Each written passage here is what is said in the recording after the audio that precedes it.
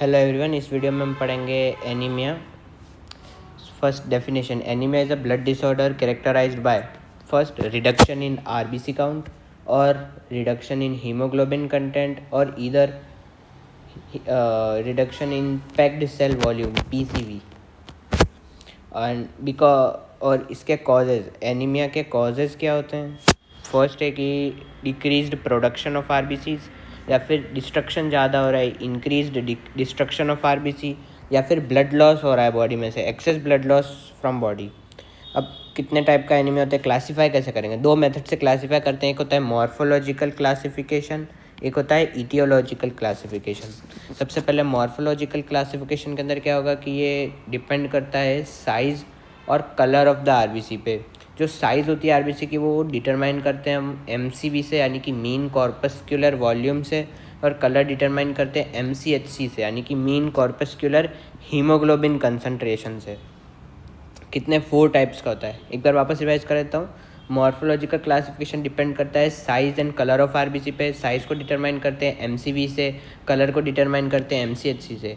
तो जब आपने भी किसी टोटल, जब किसी का ब्लड टेस्ट लिखते हैं, टोटल ब्लड काउंट सीबीसी जब लिखते हैं, तो उसके अंदर एमसीवी और एमसीएचसी भी होता है। इससे हम वही एनीमिया का चेक करते हैं कि साइज़ में या कलर जो है आरबीसी का वो सही है या नहीं है। 4 तरह का एनीमिया होता है। फर्स्ट है नॉर्मोसाइटिक नॉर्मोक्रोमिक एनीमिया, जिसके अंदर साइज़ और कलर तो नॉर्मल होता है, लेकिन जो आरबीसी काउंट होता है वो कम हो जाता है।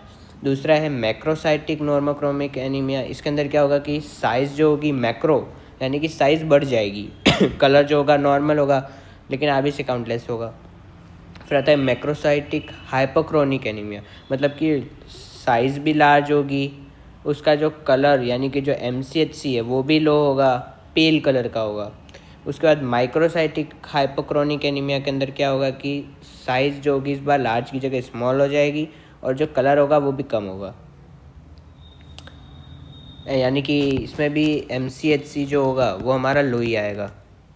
अब सेकंड होता है ईटियोलॉजिकल क्लासिफिकेशन। ये स्टडी करता है या एनीमिया के कॉजेज़ और ओरिजिन को।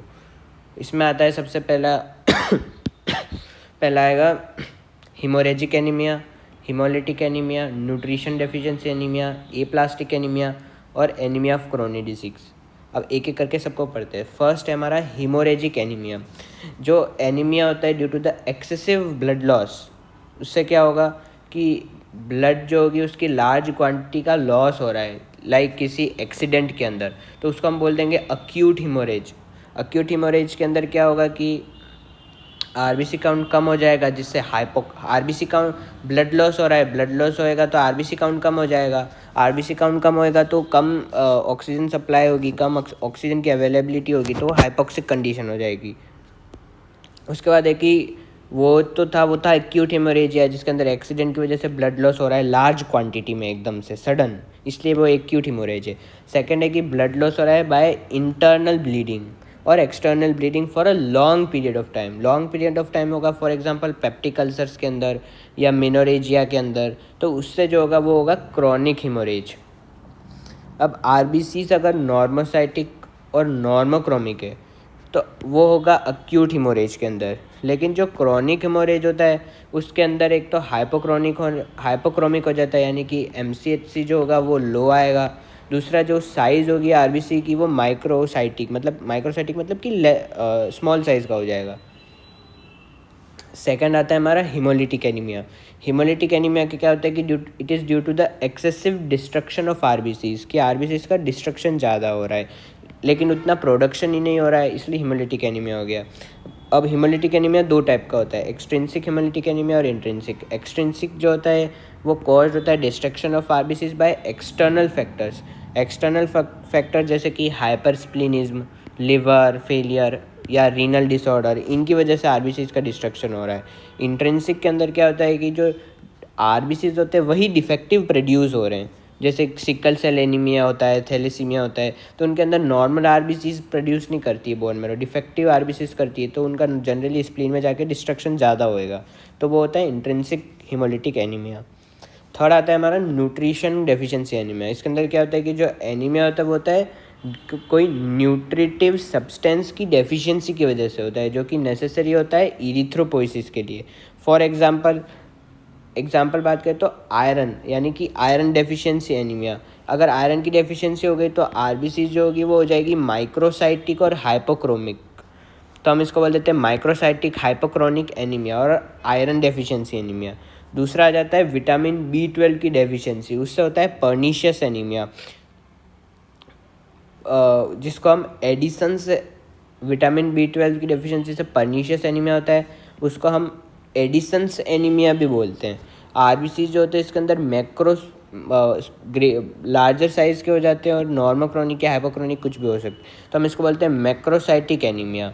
अब जो विटामिन B12 की डेफिशिएंसी से होती है उसको भी हम मेगलोब्लास्टिक एनीमिया बोलते हैं। फिर आता है एक विटामिन B9 यानी कि फॉलिक एसिड की डेफिशिएंसी होने वाला एनीमिया, उसको बोलते हैं मेगलोब्लास्टिक एनीमिया, जिसके अंदर आरबीसीज मेगलोब्लास्टिक हो जाते हैं और हाइपोक्रोमिक हो जाते हैं।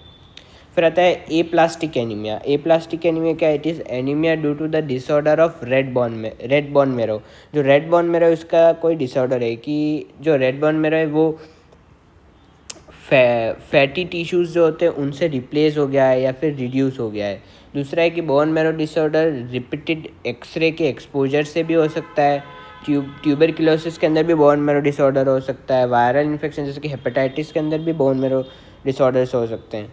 फिर आता है जो एप्लास्टिक एनीमिया होता है उसके अंदर जो आरबीसीज होते हैं वो होते हैं नॉर्मोसाइटिक एंड नॉर्मोक्रोमिक। फिर आता है anaemia of chronic diseases. For example anaemia develop हो रहा है कुछ सस्टेन डिजीजेस के months after some months. For example इसके अंदर आरबीसीज नॉर्मोसाइटिक नॉर्मोक्रोमिक होंगे। ये कुछ एग्जांपल है उसके, tuberculosis, chronic renal failure, cancer disorders और रूमेटॉइड आर्थराइटिस। अब एनीमिया जो है उसके साइंस क्या है और सिम्टम्स क्या है?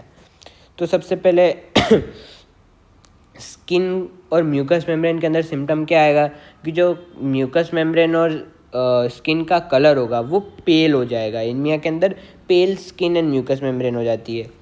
सेकेंड हमारा होता है कार्डियोवास्कुलर सिस्टम पे क्या इफेक्ट होता है कि जो एनीमिया की वजह से हार्ट रेट भी बढ़ जाएगी और कार्डियक आउटपुट भी बढ़ जाएगा। थर्ड आता है रेस्पिरेशन पे क्या इफेक्ट आएगा, जो रेट और फोर्स है रेस्पिरेशन का वो बढ़ जाएगा। Sometimes it leads to the breathlessness and dyspnoea. एक बार वापस स्टार्टिंग से रिवाइज कर लेता हूँ। साइन एंड सिम्टम्स आपको क्वेश्चन में लिखने ही है। स्किन और म्यूकस मेम्ब्रेन जो होगी वो पेल हो जाएगी। सेकंड, हार्ट रेट बढ़ जाएगी और हार्ट रेट बढ़ेगी तो ऑब्वियस सी बात है कार्डियक आउटपुट भी बढ़ जाएगा। रेस्पिरेशन के अंदर रेट और फोर्स ऑफ रेस्पिरेशन बढ़ जाएगा। समटाइम्स ब्रेथलेसनेस आ जाएगी, डिस्निया हो जाएगा। डिस्निया यानी कि ब्रीदिंग के अंदर कोई डिफ़िकल्टी हो जाती है तो उसको डिस्निया बोलते हैं। फिर आता है डाइजेशन के अंदर क्या होगा, एनोरेक्सिया हो जाएगा, नोजिया होगा, वॉमिटिंग होगी, अब्डोमिनल डिस्कम्फर्ट फील होगा। किडनी के अंदर जो रीनल फंक्शन होते हैं वो डिस्टर्ब हो जाएंगे। रिप्रोडक्टिव सिस्टम में क्या होगा, जो फीमेल्स के अंदर मेंस्ट्रुअल साइकिल डिस्टर्ब हो जाएगी।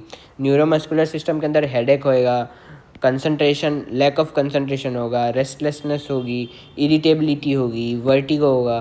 अब मसल्स के अंदर क्या इसका इफेक्ट आएगा कि मसल जो हो जाएगी वो वीक हो जाएगी और एंड पेशेंट जो होगा वो ऐसा मतलब लेजी टाइप का फील करेगा। उसको लगेगा कि फटीक बहुत आएगा, इजीली थोड़ा सा दौड़ने पर भी उसको फटीक ज़्यादा आएगा, क्योंकि एनीमिया के अंदर वही आरबीसी काउंट कम हो जाएगा तो टिश्यूज़ को ऑक्सीजन सप्लाई कम जाएगी तो फटीक जल्दी आ जाएगा। अब नेक्स्ट वीडियो में हम स्टार्ट करेंगे इम्यूनिटी।